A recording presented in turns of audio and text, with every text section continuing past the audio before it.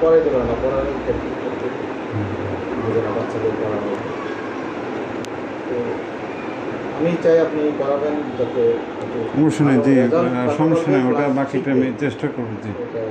বাকিটা জি, এই জন্য আমি ওনাকে বলছিলাম যে একটু ভালো ঢাকা ইউনিভার্সিটি না না না, ও ঢাকা ইউনিভার্সিটি আমার ছেলে ভালো আছে, বসো।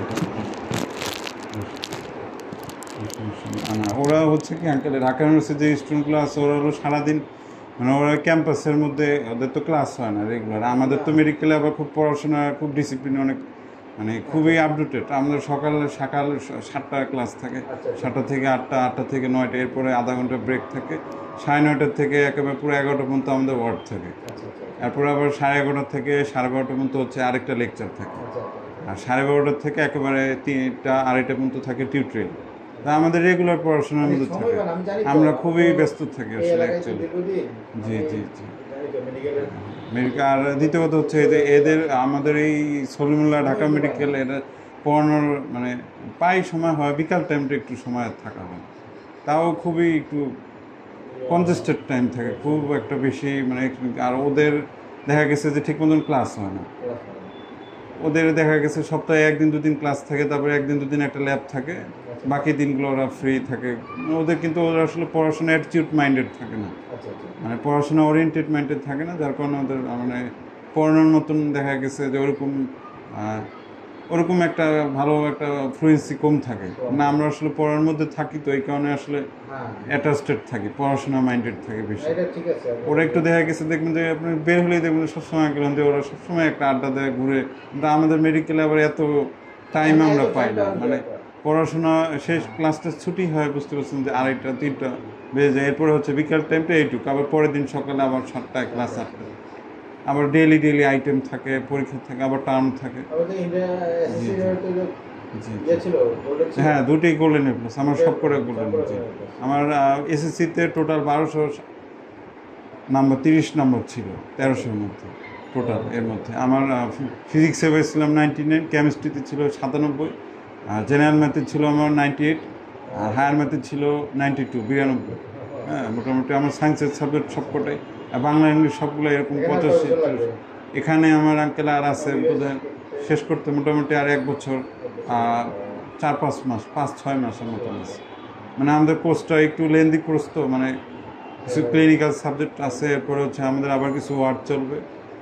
হ্যাঁ, মানে এই কারণে একটু মোটামুটি আমার এখানে আসা প্রায় না, আমাদের একটু কোর্সটা হলো অনেক বেশি লেন্দি কোর্স, 4 বছরের মধ্যে না, মানে আমাদের একটু টাইমটা একটু বেশি লাগে। হ্যাঁ জি জি জি জি। আচ্ছা আচ্ছা আচ্ছা, সমস্যা আমি যে আজকে একটা মোটামুটি একটা ইন্ট্রোডাকশন চলে জি জি।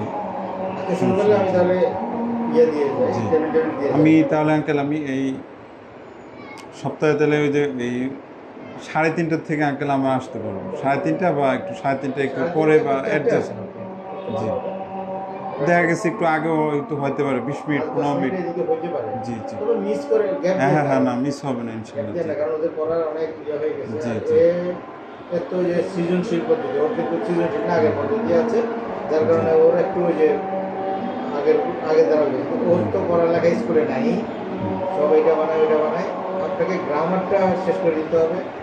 ওরও ইংরেজি অঙ্কগুলো খুব, এবার হাফিয়ালি পরীক্ষা এসে নাম্বার কম পাইছে মানে, এটা আমি ওর দূর করবো, টিচারের দোষ করবো না। তারপরে আপনি চেষ্টা করবেন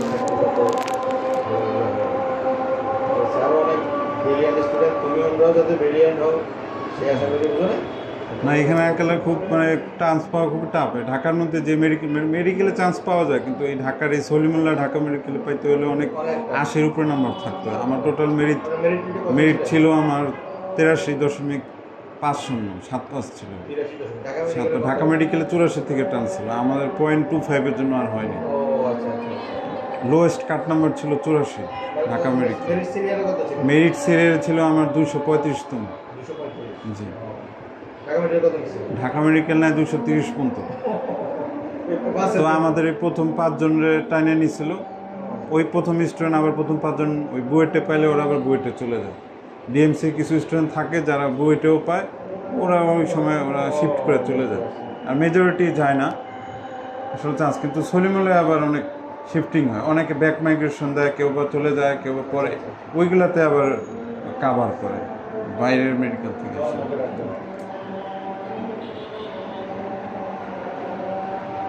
তো ঠিক আছে আঙ্কেল, মানে এর আগে ওর পড়ছিল ওরকম কিরকম ছিল ওখানে, আগের প্রোগ্রেস কিরকম ছিল? আগের প্রবেশ তারপর পরে বুঝতে পারবেন, জি জি। পরে বুঝতে পারবেন প্রবেশ যাচ্ছে ও আসলে অনেকটা একটু কি বলে এটাকে উদাসীন আর কি। মানে অতটুকু না পড়লেই হয়ে যাবে, সমস্যা নেই, পড়লে আস্তে আস্তে, আমি তো ছোটো ক্লাস তো, মানে আস্তে আস্তে পড়লেই পড়াশোনার একটা আগ্রহ কাজ করলে আস্তে আস্তে ডেভেলপ করবে। হ্যাঁ, মেয়েটা মোটামুটি ভালো মনে না হচ্ছে, দুজনেই, রেজাল্ট, জি কিন্তু জি জি, দুজনেই জি ভালো, অনেক পড়াশোনার আপনি কি আজকে পড়াবেন? জি ওকে, আচ্ছা, আমি তাহলে আমি টেবিলটা আসি। এখানে দিচ্ছি।